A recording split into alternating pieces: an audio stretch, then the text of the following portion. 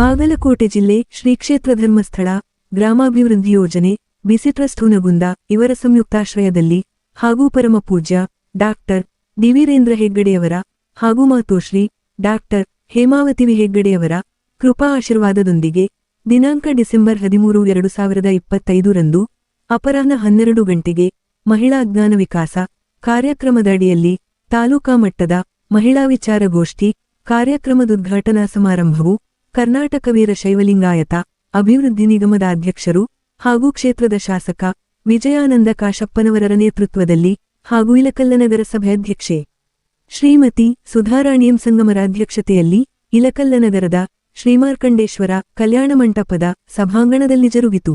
ಈ ಕಾರ್ಯಕ್ರಮದಲ್ಲಿ ಶಾಸಕ ಕಾಶಪ್ಪನವರರು ಉದ್ಘಾಟನೆ ಪರ ಹಾಗೂ ಧರ್ಮಸ್ಥಳ ಸಂಸ್ಥೆಯ ಜಿಲ್ಲಾ ನಿರ್ದೇಶಕರಾದ ಚನ್ನಕೇಶವನವರು ಪ್ರಾಸ್ತಾವಿಕ ಪರ ಮಾತನಾಡಿ, ಧರ್ಮಸ್ಥಳ ಮಹಿಳಾ ಗ್ರಾಮಾಭಿವೃದ್ಧಿ ಸಂಸ್ಥೆಯು 1988 ರಲ್ಲಿ ಮಹಿಳಾ ಜ್ಞಾನ ವಿಕಾಸ ಕಾರ್ಯಕ್ರಮ ಜಾರಿ ಮಾಡಲು ಮುಖ್ಯ ಕಾರಣವೆಂದರೆ ಪುರುಷ ಪ್ರಧಾನಕ್ಕೆ ಸೀಮಿತವಾಗಿದ್ದ ಸಾಮಾಜಿಕ ವ್ಯವಸ್ಥೆಯನ್ನು ಮಹಿಳೆಯರಿಗೆ ಪುರುಷ ಸರಿಸಮಾನ ಸ್ಥಾನಮಾನ ಕಲ್ಪಿಸಲು ಹಾಗೂ ಒಂದೊತ್ತಿನೂಟಕ್ಕೆ ಗತಿಯಿಲ್ಲದ ಕುಟುಂಬಗಳ ಹೊಟ್ಟೆ ತುಂಬಲು ಜಾರಿ ಮಾಡಿದ್ದಾಗಿದೆ ಎಂದು ಪ್ರಸ್ತಾಪಿಸಿದರು. ನಂತರ ಮನುಷ್ಯನಿಗೆ ದುಡ್ಡು ಗಳಿಕೆ ಮಾಡುವುದು ಮುಖ್ಯವಲ್ಲ, ಅದನ್ನು ಸದ್ಬಳಕೆ ಮಾಡಿಕೊಳ್ಳುವ ಜ್ಞಾನವಿದ್ದರೆ ಮಾತ್ರ ಮನುಷ್ಯನಾಗಲಿಕ್ಕೆ ಸಾಧ್ಯವಾಗುತ್ತದೆ. ಆ ನಿಟ್ಟಿನಲ್ಲಿ ಮೊದಲಿಗೆ ಕೃಷಿ ಸಂಘಟನೆ ಸ್ಥಾಪಿಸಿ ಅನುದಾನ ಮತ್ತು ಮಾಹಿತಿ ನೀಡಿ ವಿವಿಧ ಗುಂಪಾಗಿಸಿ ಬಡ ಕುಟುಂಬಗಳ ಆರ್ಥಿಕ ಶಕ್ತಿ ತುಂಬುವ ಕೆಲಸ ಮಾಡಿದೆ. ಜೊತೆಗೆ ಸ್ವಸಹಾಯ ಗುಂಪುಗಳಿಗೆ ಪ್ರತಿವರ್ಷವೂ ಜ್ಞಾನವಿಕಾಸದ ಕಾರ್ಯಕ್ರಮ ಹಮ್ಮಿಕೊಂಡು ಜಾಗೃತಿಪಡಿಸುವ ಕೆಲಸ ಮಾಡುತ್ತದೆ. ಆ ನಿಟ್ಟಿನಲ್ಲಿ ಎಲ್ಲ ಮಹಿಳೆಯರು ಇದರ ಸದುಪಯೋಗ ಪಡೆದುಕೊಳ್ಳುವಂತೆ ಕರೆ ನೀಡಿದರು. ನಂತರ ಸ್ವಸಹಾಯ ಸಂಘಗಳ ಸದಸ್ಯರು ಮತ್ತು ಸದಸ್ಯರಲ್ಲದ ಬಡ ಕುಟುಂಬಗಳ ಪ್ರತಿಭಾವಂತ ಮಕ್ಕಳ ವೃತ್ತಿಪರ ಶಿಕ್ಷಣಕ್ಕೆ ಸಹಾಯಧನವನ್ನು ನೀಡುತ್ತಿರುವ ಬಗ್ಗೆ ಪ್ರಸ್ತಾಪಿಸಿದರು. ನಂತರ ಶಾಸಕ ಕಾಶಪ್ಪನವರ ಉದ್ಘಾಟನಾಪರ ಮಾತುಗಳಲ್ಲಿ ಮಹಿಳೆಯು ಅಡಿಗೆ ಮನೆಗೆ ಮತ್ತು ಗುಲಾಮಗಿರಿಗೆ ಸೀಮಿತಳಾಗಿದ್ದ ಇತಿಹಾಸವು ಪ್ರಸ್ತಾಪವಾಯಿತು. ನಂತರ ಇಂದು ಮಹಿಳೆಯರು ಪುರುಷನಿಗೆ ಸರಿಸಮಾನವಾಗಿ ಏನಾದರೂ ಸಾಧನೆ ಮಾಡಲು ಮುಂದಾಗಿದ್ದರೆ ಅದು ವೀರೇಂದ್ರ ಹೆಗ್ಗಡೆಯವರ ಮತ್ತು ಮಾತೋಶ್ರೀ ಹೇಮಾವತಿಯರ ಕೃಪಾಶೀರ್ವಾದದಿಂದ ಸಾಧ್ಯವಾಗಿದೆ ಎಂದರು. ನಂತರ ಇಂದು ಮಹಿಳೆಯು ಮಗುವಿಗೆ ತಾಯಿ ಮಾತ್ರವಲ್ಲ, ಮೊದಲ ಗುರುವಾಗಿ ಸಂಸ್ಕಾರ ಸಂಸ್ಕೃತಿ ನೀಡಿ ಸುಸಂಸ್ಕೃತವನ್ನಾಗಿಸುವಲ್ಲಿ ಪುರುಷರಿಗಿಂತ ಮಹಿಳೆಯ ಪಾತ್ರವು ಅತ್ಯುತ್ತಮವಾದದ್ದೆಂದು ಪ್ರಸ್ತಾಪಿಸಿದರು. ನಂತರ 12ನೇ ಶತಮಾನದಲ್ಲಿ ವಿಶ್ವಗುರು ಬಸವಣ್ಣನವರು ಹಾಗೂ ಹಜರತ್ ಟಿಪ್ಪು ಸುಲ್ತಾನರು ಮತ್ತು ಡಾಕ್ಟರ್ ಬಾಬಾ ಸಾಹೇಬ್ ಅಂಬೇಡ್ಕರ್ರು ಸಂವಿಧಾನದಲ್ಲಿ ಮಹಿಳೆಯರಿಗೆ ಪುರುಷರ ಸರಿಸಮಾನವಾದ ಸ್ಥಾನಮಾನ ಕಲ್ಪಿಸಿದ್ದನ್ನು ಪ್ರಸ್ತಾಪ ಮಾಡಿದರು. ನಂತರ ವೀರೇಂದ್ರ ಹೆಗಡೆರು ಸ್ವತಃ ಜಾಮೀನುದಾರರಾಗಿ ಮಹಿಳಾ ಸಬಲೀಕರಣಗೊಳಿಸುವ ನಿಟ್ಟಿನಲ್ಲಿ ಸ್ವಯನುದ್ಯೋಗವನ್ನು ಕಲ್ಪಿಸುತ್ತಿರುವುದಕ್ಕೆ ಧನ್ಯವಾದಗಳು ಸಲ್ಲಿಸಿದರು. ನಂತರ 2001 ರಲ್ಲಿ ಎಸ್.ಎಂ. ಕೃಷ್ಣ ನೇತೃತ್ವದ ಕಾಂಗ್ರೆಸ್ ಸರಕಾರವು ಮಹಿಳೆಯರಿಗೆ ಕಲ್ಪಿಸಿದ ಸೌಲಭ್ಯಗಳು ಹಾಗೂ ಪ್ರಸ್ತುತ ಮುಖ್ಯಮಂತ್ರಿ ಸಿದ್ದರಾಮಯ್ಯನವರ ಕಾಂಗ್ರೆಸ್ ಸರಕಾರದಲ್ಲಿ ಮಹಿಳಾ ಸಬಲೀಕರಣಕ್ಕಾಗಿ ಪಂಚ ಗ್ಯಾರಂಟಿಗಳು ಜಾರಿಗೆ ತಂದು ಕಾಂಗ್ರೆಸ್ ಸರಕಾರವು ಮಹಿಳಾ ಪರ ಸರಕಾರವಾಗಿದೆ ಎಂದು ಹರ್ಷ ವ್ಯಕ್ತಪಡಿಸಿದರು. ನಂತರ ಈ ಕಾರ್ಯಕ್ರಮದಲ್ಲಿ ಸಂಪನ್ಮೂಲ ವ್ಯಕ್ತಿಗಳು ಮತ್ತು ವಕೀಲರಾದ ಶ್ರೀಮತಿ ರೋಹಿಣಿ ಎಂ. ಕರಡಿರು ಕುಟುಂಬ ನಿರ್ವಹಣೆಯಲ್ಲಿ ಮಹಿಳೆ ಪಾತ್ರ ಮತ್ತು ಸಾಮಾನ್ಯ ಕಾನೂನಿನ ಅರಿವಿನ ಬಗ್ಗೆ ಉಪನ್ಯಾಸ ನೀಡಿದರು. ನಂತರ ಅಧ್ಯಕ್ಷೆ ಶ್ರೀಮತಿ ಸುಧಾರಾಣಿರು ಸಮಾರೋಪ ಭಾಷಣ ನೆರವೇರಿಸಿದರು. ಹಾಗೂ ಕಾರ್ಯಕ್ರಮದಲ್ಲಿ ಸಂಸ್ಥೆಯ ಹುನಗುಂದದ ಕ್ಷೇತ್ರ ಯೋಜನಾಧಿಕಾರಿಗಳಾದ ಸಂತೋಷರು ಹಾಗೂ ಮೇಲ್ವಿಚಾರಕರಾದ ಅರುಣಕುಮಾರರು ಮತ್ತು ಜ್ಞಾನವಿಕಾಸ ಸಮನ್ವಯ ಅಧಿಕಾರಿಗಳಾದ ಸುಮಂಗಲಾ ಮುತ್ತಾಳರು ವೇದಿಕೆ ಹಂಚಿಕೊಂಡರೆ ಅತಿಥಿಗಳಾಗಿ ಶ್ರೀಮತಿ ಮಂಜುಳಾ ಕಳ್ಳಿಮಠ, ಮಹಾಂತೇಶ ಹನಮನಾಳರು ವೇದಿಕೆ ಅಲಂಕರಿಸಿದ್ದರು. ಹಾಗೂ ಇಲಕಲ್ಲ ತಾಲೂಕಿನ ಧರ್ಮಸ್ಥಳ ಗ್ರಾಮಾಭಿವೃದ್ಧಿ ಸ್ವಸಹಾಯ ಸಂಘಗಳ ಮಹಿಳಾ ಸದಸ್ಯರು ಉಪಸ್ಥಿತರಿದ್ದರು. ಲೋಕನಾಯಕ ಕನ್ನಡ ನ್ಯೂಸ್ ಬ್ಯೂರೋ ರಿಪೋರ್ಟ್ ಇಲಕಲ್ಲ. ಕಾನೂನನ್ನು ಅರ್ಥಕೊಂಡು ಮನೆಯನ್ನ ನಡೆಸೋದ್ರ ಜೊತೆಗೆ ಸಾಮಾಜಿಕವಾಗಿ ಇವತ್ತು ಧಾರ್ಮಿಕವಾಗಿ ಶೈಕ್ಷಣಿಕವಾಗಿ ಕೂಡ ಅಷ್ಟೇ ಜವಾಬ್ದಾರಿಯನ್ನ ಹೊಂದಿದ್ದಾರೆ ಅನ್ನೋದು ಬಗ್ಗೆ ಬಹಳ ವಿಶೇಷವಾದ ಈ ಒಂದು ಕಾರ್ಯಕ್ರಮ.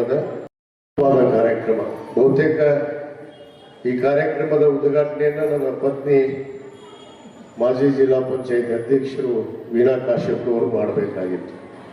ಆದರೆ ಎಂಥ ಭಾಗ್ಯ ಅಂದ್ರೆ ಆ ಶ್ರೀ ಕ್ಷೇತ್ರ ಮಂಜುನಾಥೇಶ್ವರನ ಮತ್ತು ನಮ್ಮ ಪೂಜ್ಯ ಡಿ ವೀರೇಂದ್ರ ಹೆಗಡೆಯವರು ಇರ್ಬೋದು, ಮಾತೋಶ್ರೀ ಹೇಮಲತಾ ಹೆಗಡೆಯವರ ಒಂದು ಪುಣ್ಯ, ಬಹುತೇಕ ಅದು ನನ್ನ ಪುಣ್ಯ, ನನ್ನ ಭಾಗ್ಯ. ಈ ಕಾರ್ಯಕ್ರಮದ ಉದ್ಘಾಟನೆಯನ್ನು ಮಾಡುವಂಥದ್ದು, ತಮಗೆಲ್ಲ ಭೇಟಿಯಾಗುವಂಥ ಅವಕಾಶವನ್ನ ನನ್ನ ಹೆಂಡತಿಯ ಪರವಾಗಿ ನನಗೆ ಸಿಕ್ಕಿದೆ.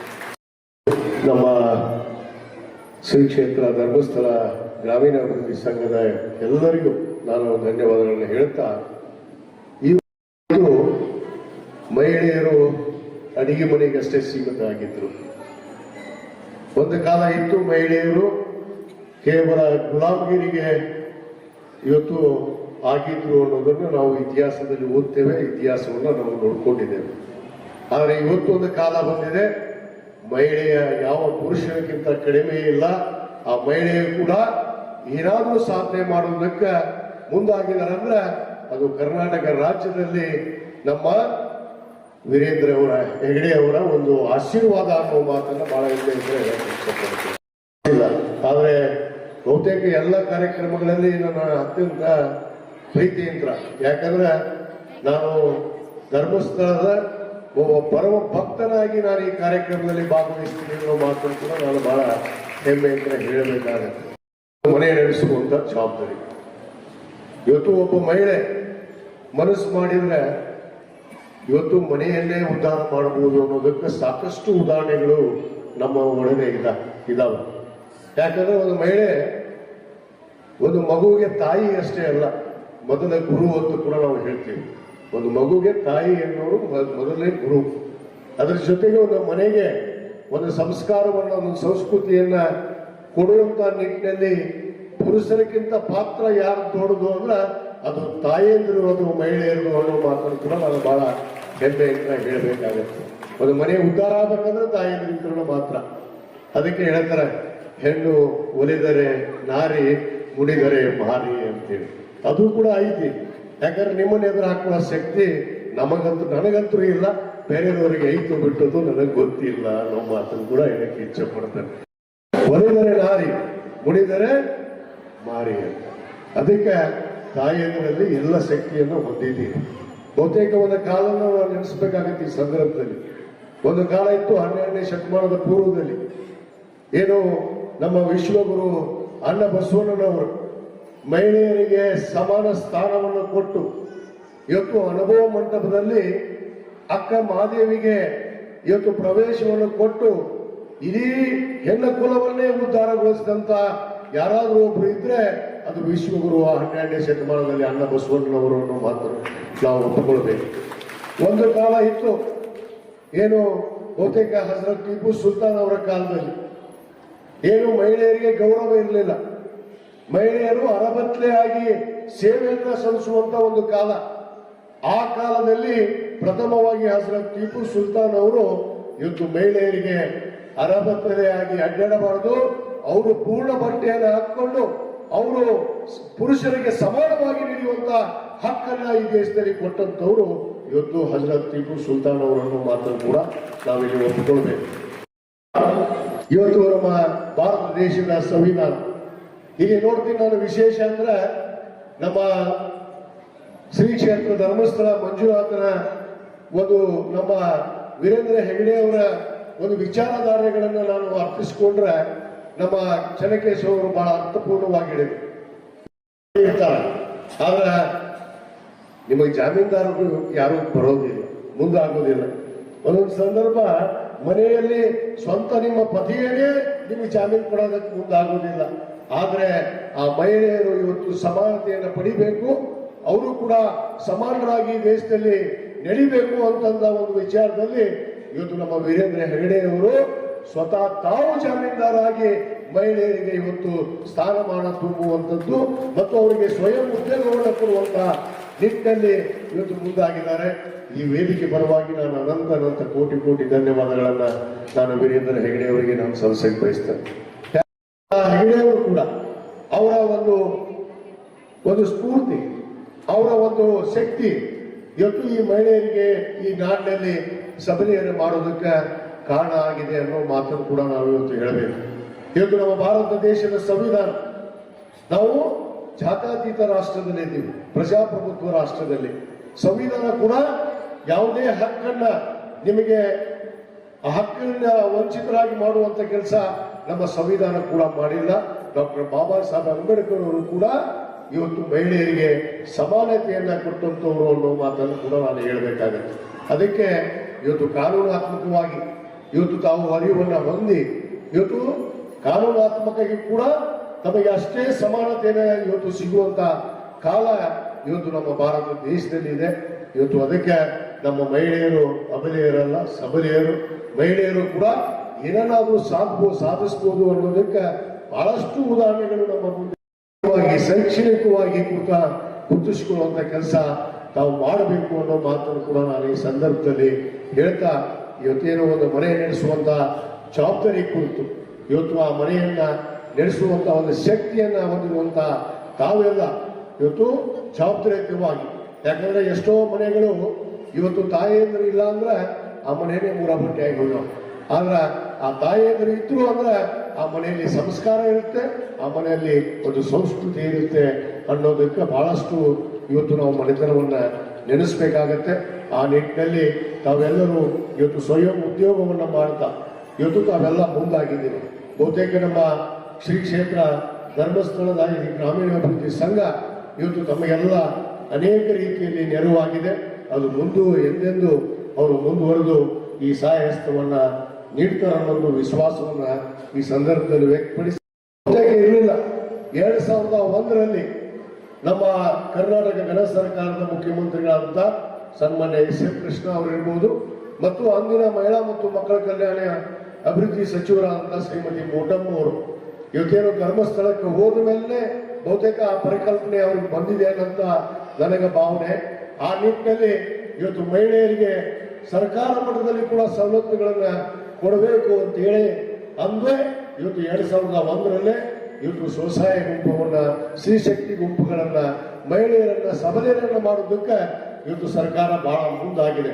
ಆ ನಿಟ್ಟಿನಲ್ಲಿ ನಮ್ಮ ಸರ್ಕಾರ ಕೂಡ ಇವತ್ತು 2023ರಲ್ಲಿ ತಮ್ಮೆಲ್ಲರ ಆಶೀರ್ವಾದದಿಂದ ಬಂದಂತ ಕರ್ನಾಟಕ ರಾಜ್ಯ ಸರ್ಕಾರ ಇವತ್ತು ನಮ್ಮ ಮಾನ್ಯ ಮುಖ್ಯಮಂತ್ರಿಗಳಂತ ಸಿದ್ದರಾಮಯ್ಯ ಸಾಹೇಬರು ಇವತ್ತು ಏನು ನಾವು ಚುನಾವಣೆಯ ಪೂರ್ವದಲ್ಲಿ ಈ ರಾಜ್ಯದ ಮಹಿಳೆಯರಿಗೆ ಮಾತನ್ನು ಕೊಟ್ಟಿದ್ವಿ. ನಾವು ಅಧಿಕಾರಕ್ಕೆ ಬಂದ್ರೆ 5 ಗ್ಯಾರಂಟಿಗಳನ್ನ ನಾವು ಕೊಡ್ತೀವಿ ಅಂತ ಹೇಳಿ ಗ್ಯಾರಂಟಿಯನ್ನು ಕೊಟ್ಟಿದ್ವಿ.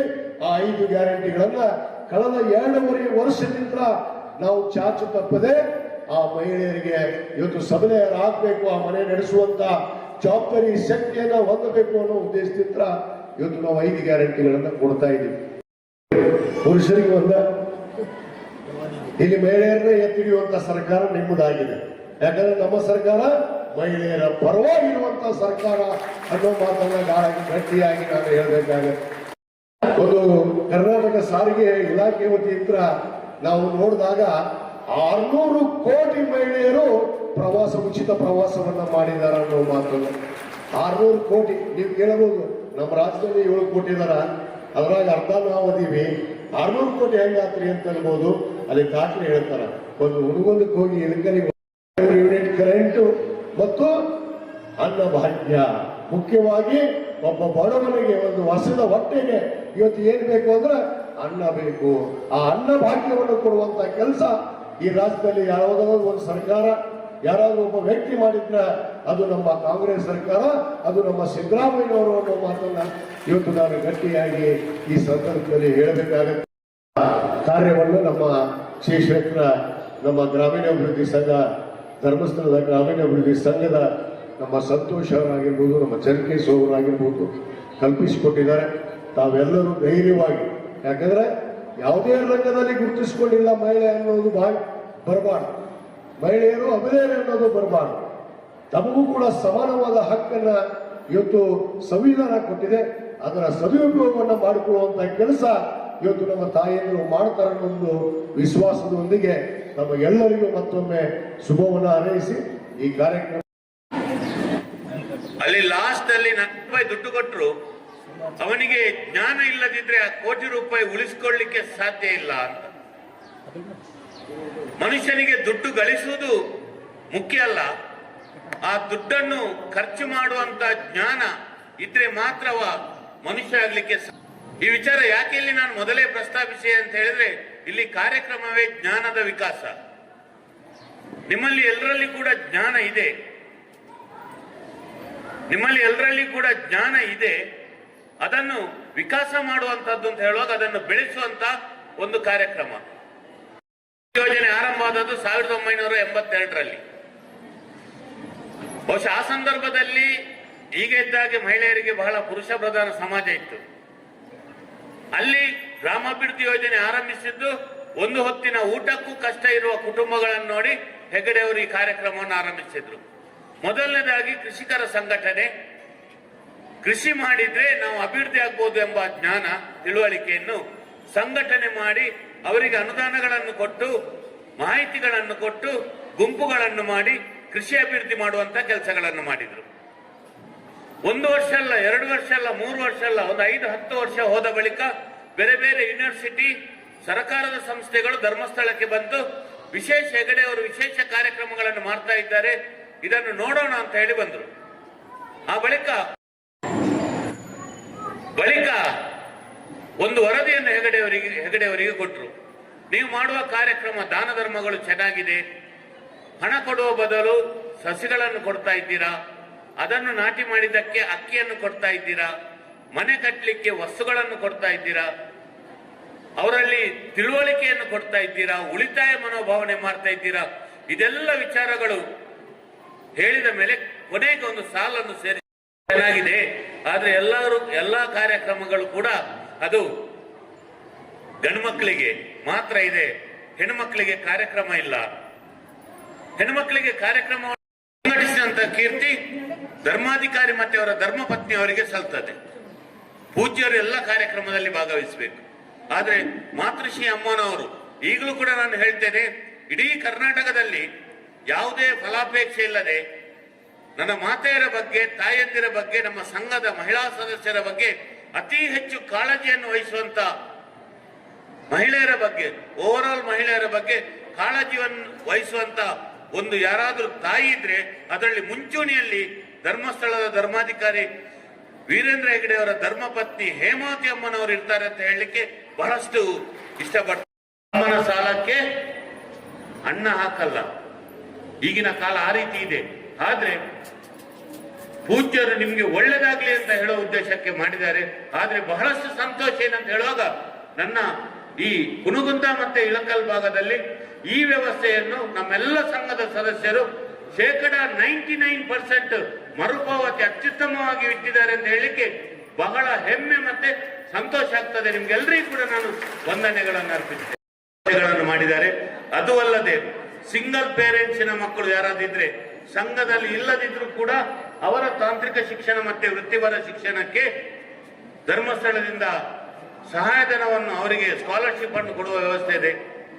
ಬಹುಶಃ ಎಲ್ಲಿಯಾದ್ರೂ ಅನಾಥಾಶ್ರಮಗಳಲ್ಲಿ ತಂದೆ ತಾಯಿ ಇಲ್ಲದೆ ಇದ್ರೆ, ಅದು ಸಂಘದಲ್ಲಿ ಇಲ್ಲದೆ ಇದ್ರೆ ಅವರು ಯಾರು ಕೂಡ, ಆದ್ರೆ ಅಂತ ಮಕ್ಕಳಿದ್ರು ಕೂಡ ಅವರ ಮಕ್ಕಳಿಗೆ ಸ್ಕಾಲರ್ಶಿಪ್ ತಾಂತ್ರಿಕ ಶಿಕ್ಷಣಕ್ಕೆ ವೃತ್ತಿಪರ ಶಿಕ್ಷಣಕ್ಕೆ ಕೊಡಬಹುದು ಅಂತ ಹೇಳುವ ಸೂಚನೆಯನ್ನು ಪೂಜ್ಯ ಧರ್ಮಾಧಿಕಾರಿಗಳು ಕೊಟ್ಟಿದ್ದಾರೆ. ಎಷ್ಟು ನಾವು ಕಷ್ಟಪಟ್ಟಿವಂದ್ರ ಅದು ನಮಗ ಗೊತ್ತು, ನಿಮಗೂ ಗೊತ್ತು. ಯಾಕಂದ್ರೆ ಇದು ಒಕ್ಕಟ್ಟು ಹೆಂಗಿರ್ಬೇಕಂದ್ರ ಮಹಿಳೆ ಒಂಥರ ನಾವು ಎಷ್ಟು ನಾವು ಉಳಿತಾಯ ಮಾಡ್ತೀವಿ, ಎಷ್ಟು ನಾವು ಅದನ್ನ ಲೋನ್ ತಗೊಂತೀವಿ, ಅಷ್ಟು ನಮಗ ಹೆಂಗ್ ಅನಿಸುತ್ತೆ? ನಿಮ್ಗೆಲ್ಲರಿಗೂ ಚಲೋ ಅನಿಸುತ್ತಾ? ಲೋನು ಫಸ್ಟ್ ಎಷ್ಟು ತಗೊಂಡಿರಿ ಲೋನ್? ಎಲ್ಲರೂ ನಾವು ಬಂದಿವಿ, ಇಪ್ಪಡು ಅದನ್ನ ಸರಿಯಾದ ರೀತಿಯಿಂದ ಮರುಪಾವತಿ ಮಾಡಿದೀವಿ. ಮತ್ತು ಮನೆ ಮರುಪಾವತಿ ಮಾಡ್ಕೊಂಡು ಸರಿಯಾಗಿ ಕಟ್ಕೊಂತ ಹೋದ್ರ ಇನ್ನೂ ನಿಮಗೆ ಹೆಚ್ಚಿಗೆ ಲೋನ್ ಸಿಗುತ್ತೆ. ಅದೇ ತರ ಇದು ಹೆಣ್ಣು ಮಕ್ಕಳ ಬಹಳ ನಾವು ತಂದೆಯಲ್ಲೇ 10,000, ಲಕ್ಷ, 50 ಈ ತರ ನಾವು ಎಷ್ಟೊಂದು ಲೋನ್ ತಗೊಂಡು ಕಟ್ಕೊಂತ ಹೋಗಿ ಇನ್ನೂ ನಮಗೆ ಹೆಚ್ಚಿನ ಸಂಖ್ಯೆ ಒಳಗೆ ನಮ್ಮ ಧರ್ಮಸ್ಥಳ ಸಂಘ ನಾವು ಲೋನ್ ಕೊಡ್ತೈತಿ. ಎಲ್ಲಿಯೇ ಧರ್ಮಸ್ಥಳ, ಎಲ್ಲಿಯೇ ಬಲ್ಕುಂದಿ, ಎಲ್ಲಿಯೇ ಇಳಕಲ್ಲ ವಲಯ ಎತ್ತ ಸಂಬಂಧವಯ್ಯ, ಬೆಟ್ಟದಾರ ಎಲ್ಲಿ ಕೈ ಸಮುದ್ರದ ಭೂಮಿ ಎತ್ತ ಸಂಬಂಧವಯ್ಯ, ಎಲ್ಲಿಯೇ ಧರ್ಮಸ್ಥಳದ ಸಿಬ್ಬಂದಿ ವರ್ಗದವರೇ, ಎಲ್ಲಿಯೇ ನಾವು ಮಹಿಳಾ ಮನೆಯಲ್ಲಿ ಕುಳಿತ ಮಹಿಳೆಯರು ಎತ್ತ ಸಂಬಂಧವಯ್ಯ. ಇಷ್ಟೇನ ಹೇಳೋದು. ಧರ್ಮಸ್ಥಳ ಸಂಘ ಮಾಡೋದಂತ ನಮ್ದು ಸಂಘ ಸ್ಟಾರ್ಟ್ ಆಗಿ 26/8/13 ಇಸ್ವಿ. ಅವತ್ತಿಲಿಂದ ಇನ್ನು ನಾವು ಸಂಘ ಮಾಡ್ಬೇಕಾದ್ರೆ ಮನೆಗೆ ಬಂದು ಕೇಳ್ಕೊಡ್ರಿ, ಅವ್ರ ಕಷ್ಟ ಅವ್ರಿಗೆ ಗೊತ್ತು, ಅವ್ರಿಗಿಲಿಂತ ನಮಗೂ ಗೊತ್ತು. ಅವರು ಫಸ್ಟ್ ಪಂಚಾಯತಿಲಿಂತ ಬರ್ತಾರೆ ಮನೆಗೆ ಹೋದಾಗ, ನೀವು ಎಸ್ ಪಿ ಆರಿ, ನೀವು ಎಸ್ ಪಿ ಒಲ್ಲೆ ಅಂತಿದ್ರು. ಇವತ್ತ ಎಸ್ ಪಿ ಅವರಿಗೆ ನಾವು ಧನ್ಯವಾದಗಳು ಹೇಳ್ಬೇಕು. ನಿಂದನೆ ಮಾಡೋದಾಗ್ಲಿ ಏನಾದ್ರೂ ಮಾಡ್ತಿದ್ರ ಅವಾಗ ನೀವೇ ಹೇಳಿ ನೀವು ಕೈಗೊಳ್ಬಹುದು. ಏನ್ ಮಾಡ್ಬೇಕಂದ್ರ ಇದಿರ್ತಾವ ಕಾನೂನು ಸೇವಾ ಪ್ರಾಧಿಕಾರ ಅಂತ ಇರುತ್ತ. ಕಾನೂನು ಸೇವಾ ಪ್ರಾಧಿಕಾರ ಅಲ್ಲಿ ಹೋಗ್ಬಿಟ್ಟು ನೀವು ಒಂದ ಸಲಹೆಗಳನ್ನ ಕೇಳ್ಬೋದು. ನಮ್ಮ ಮನ್ಯಾಗ ನಮ್ಗೆ ಹಿಂಗ ಟಾರ್ಚರ್ ಆಗತೈತ್ರಿ, ಏನ್ ಮಾಡ್ಬೋದು ಇದ್ರ ವಿಷಯವಾಗಿ. ಅಲ್ಲಿ ನಿಮಗ ಸರಿಯಾದ ಒಂದ ಗೈಡ್ಲೈನ್ಸ್ ಅನ್ನ ಕೊಡ್ತಾರ. ಆಮೇಲೆ ಅವ್ರೇನು ಒಮ್ಮೆ ನಿಮ್ ಗಂಡ ಮತ್ತಿ ಮೌನ್ ಎಳ್ಕೊಂಡು ಹೋಗಿ ಹಾಕಂಗಿಲ್ಲ, ಜೈಲಿಗೆ ಹಾಕಲ್ಲ. ಅವ್ರನ್ನೂ ಕರೆಸ್ತಾರ, ನಿನ್ನೂ ಕರೆಸ್ತಾರ. ನಿಮ್ ಕಡೆಯಿಂದ ಏನ್ ತೊಂದರೆ ಆಗೈತಿ ನಿಮಗ್ ಕೇಳ್ತಾರ, ಅವ್ರ ಕಡೆಯಿಂದ ಏನ್ ತೊಂದರೆ ಆಗೈತಿ ಅವ್ರಿಗೆ ಕೇಳ್ತಾರ. ಇಬ್ಬರನ್ನ ಕುಂಡ್ರಿಸ್ಬಿಟ್ಟು ಬಂದ ಏನ್ ಮಾಡ್ತಾರ, ಸಮಾಲೋಚನೆ ಮಾಡಿಸಿ ಪರಿಹಾರ ಅಂದ್ರೆ ನಿಮಗ್ ಪರಿಹಾರ ಕೊಡುವಂತ ವ್ಯವಸ್ಥೆಯನ್ನ ಮಾಡ್ತಾರ. ದೌರ್ಜನ್ಯ ಮತ್ತು ಲೈಂಗಿಕ ದೌರ್ಜನ್ಯ ಕಾಯ್ದೆಗಳಂತ ಬರ್ತಾವ. ಈಗ ನೋಡ್ರಿ, ಹೊರಗಡೆ ಹೆಣ್ಮಕ್ಳು ಆರಾಮಾಗಿ ಇರಕ್ಕಾಗಲ್ಲ. ಒಂದೊಂದ್ಸಲ ಏನಂತ ಅವಮಾನಿಸುದು, ಮಹಿಳೆಯರನ್ನ ಅವಮಾನಿಸುವುದು, ಅವಾಚ್ಯ ಶಬ್ದಗಳಿಂದ ನಿಂದನೆ ಮಾಡುವುದು, ಆಮೇಲೆ ಕಿರುಕುಳ ಕೊಡುದು, ಇವೆಲ್ಲ ಇರ್ತಾವಲ್ಲ. ಇವೇನ್ ಅನ್ಸ್ಕೊತಾವ್, ದೌರ್ಜನ್ಯ ಅನ್ಸ್ಕೊತಾವ್. ಇವೇನಾಗ್ತಾವ ಅಂದ್ರ IPC ಸೆಕ್ಷನ್ 354 ಹಾಗೂ 376 ಪ್ರಕಾರ ಏನಾಗುತ್ತಂದ್ರ ಅವರಿಗೆ ನೀವು ಒಂದು ಶಿಕ್ಷೆಯನ್ನ ಕೊಡಿಸ್ಬಹುದು. ನಿಮ್ಮ ಮ್ಯಾಲ ಯಾರೇ ಹಂಗ ಏನಾದ್ರೂ ಅವಾಚ್ಯ ಶಬ್ದಗಳಿಂದ ನಿಂದನೆ ಮಾಡಿದ್ರ ಶಿಕ್ಷೆಯನ್ನು ಕೊಡಿಸ್ಬೋದು. ಆಮೇಲೆ ಅತ್ಯಾಚಾರ ಆದ್ರ ಅದನ್ನ ಹೆಚ್ಚಾದ ಜನ ಏನ್ ಮಾಡ್ತಾರೆ, ಹೆದರ್. ಇದು ಯಾಕೆ ಬಂತಪ್ಪ ಅಂದ್ರೆ ಈಗ ಮಹಿಳೆಯರು ಹೊರಗೆ ದುಡಿಯಕ್ಕೆ ಹೋಗ್ತಾರೆ, ಫ್ಯಾಕ್ಟ್ರೀಸು, ಆಮೇಲೆ ಕಾರ್ಖಾನೆ ಬಡ್ಡಿ, ಆಮೇಲೆ ಇದು ಏನು ಬಟ್ ಹೋಗ್ತಿರ್ತಾರ. ಹೋದಾಗ ಅಲ್ಲಿ ಏನ್ ಕೆಲಸ ಮಾಡೋಕೆ ಒಂದೊಂದು ರೀತಿ ಒಂದೊಂದು ಸಮಸ್ಯೆಗಳು ಇರ್ತಾವ. ಲೇಔಟ್ನಾಗ ಏನಾದ್ರೂ ಮಾಡ್ತಿದ್ರ ಅವಾಗ ನೀವೇನ್ ಮಾಡ್ಬೋದು, ಅಲ್ಲೇ ಬಂದ ಇಂಟರ್ನಲ್ ಕಂಪ್ಲೇಂಟ್ ಕಮಿಟಿ ಅಂತ ಇರುತ್ತ. ಅಲ್ಲಿ ಪ್ರತಿಯೊಂದು ಫ್ಯಾಕ್ಟ್ರಿ ಒಳಗೆ ಇಂಟರ್ನಲ್ ಕಂಪ್ಲೇಂಟ್ ಕಮಿಟಿ ಅಂತ ಇರುತ್ತ. ಅಲ್ಲಿ ನೀವು ಹೋಗ್ಬಿಟ್ಟು ದೂರನ್ನ ಸಲ್ಲಿಸ್ಬೇಕು. ಕಾರ್ಯಕ್ರಮಕ್ಕೆ ಭಾಗವಹಿಸಿದ್ದೆ. ಈ ವರ್ಷವೂ ಕೂಡ ನನಗೆ ಈ ಒಂದು ಕಾರ್ಯಕ್ರಮದಲ್ಲಿ ಭಾಗವಹಿಸಲು ಅವಕಾಶ ಮಾಡಿಕೊಟ್ಟಂತಹ ಈ ಧರ್ಮಸ್ಥಳ ಸಂಘದ ಪ್ರತಿಯೊಬ್ಬ ಸದಸ್ಯರಿಗೂ, ಅಧ್ಯಕ್ಷರಿಗೂ, ಪದಾಧಿಕಾರಿಗಳಿಗೂ, ಈ ಗುಂಪಿನ ಮಹಿಳಾ ಸದಸ್ಯರಿಗೂ ಹಾಗೂ ಪತ್ರಿಕಾ ಮಾಧ್ಯಮಗಳಿಗೂ ಕೂಡ ನನ್ನ ಪೂರ್ವಕ ಧನ್ಯವಾದಗಳನ್ನು ಹೇಳಲು ಇಷ್ಟಪಡ್ತೇನೆ.